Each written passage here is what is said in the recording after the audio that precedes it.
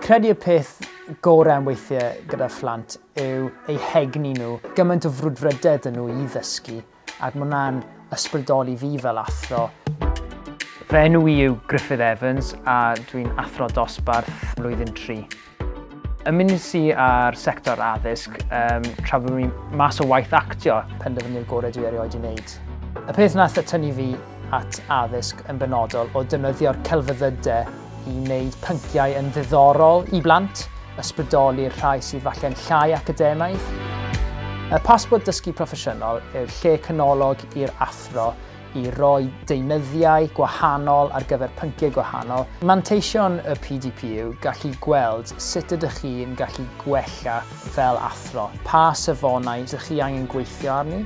Enghraifft, ydych chi angen gwella eich sgiliau Cymraeg. Ffordd roeddwn i'n defnyddio'r PDP, enwedig os o'n i wedi gwneud gwers o flaen dosbarth a bod y mentor yn arsylwi, bysa'r mentor yn gallu trafod a rhoi adborth a bysa ni yn gallu teipio lan nodiadau cyfarfodydd gwahanol gyda'r mentor. Ceisiwch bod yn gryno, ond ceisiwch bod yn fanwl am eich profiad. Myfyriwch arni ar y pryd. Bysa ni'n argymell y PDP brofiad gwerthfawr iawn.